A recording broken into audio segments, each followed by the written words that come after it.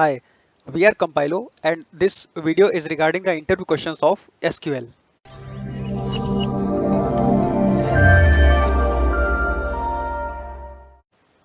What are DDL, DML, DQL, DCL and TCL commands?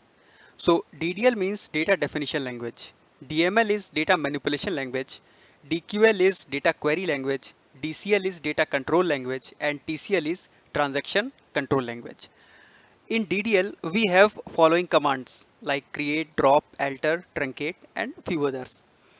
When it comes to DML, we have insert, update, and delete.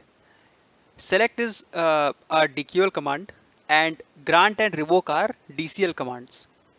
When it comes to TCL, we have commit, rollback, and save point. What is identity and scope identity? If we have @ identity function, then it will return the last identity created in the same session. However, if we have scope underscore identity function, then it will return the last identity created in the same session and the same scope.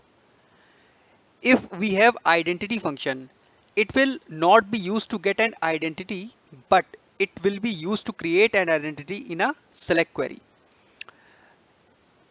If we talk about same session, it means database connection. And when it comes to same scope, it is current query or current stored procedure. Also, identity column can be used to uniquely identify the rows in the tables.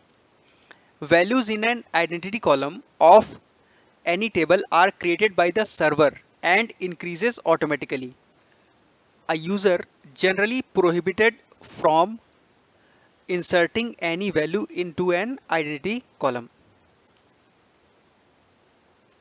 How to optimize stored procedures?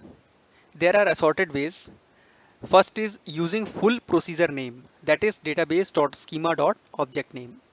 When stored procedure is called as schema name.procedure name or with database.schema.object name, SQL Server can swiftly find the compiled plan instead of looking for procedure in other schemas when schema name is not specified. This may not be a great boost to the performance, but should be followed as a best practice. Using if exists. If exist is used to check existence of a record, object, etc.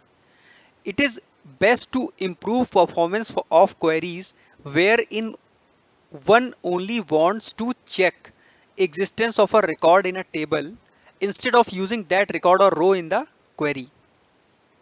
Next is use sp underscore procedure name only for MasterDB. If a stored procedure begins with sp underscore, then SQL Server first searches it in master database and then in the current user database. This might cause a slight performance issue. Also, use set no count on. In case a procedure has many statements like cursor or a while loop, SQL Server will display lot of messages which will increase the network traffic. Set no count on can increase performance by decreasing network traffic. And the final one is avoid select asterisk from and rather use select the name of different columns and then from. Next question is what happens if we have no matching record in left outer join?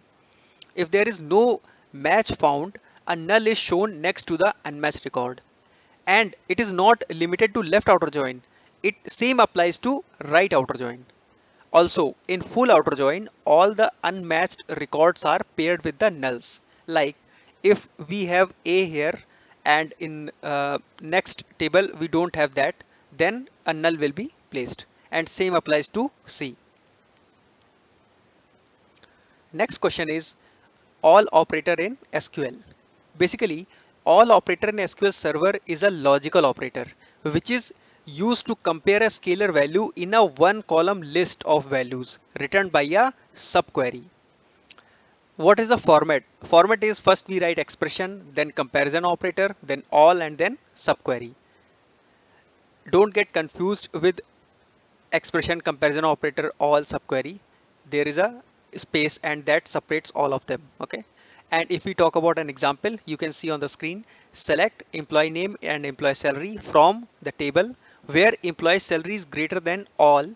Then select average of employee salary as average employee salary from the table, and then group by employee location. Okay. And then finally we are ordering it by employee salary.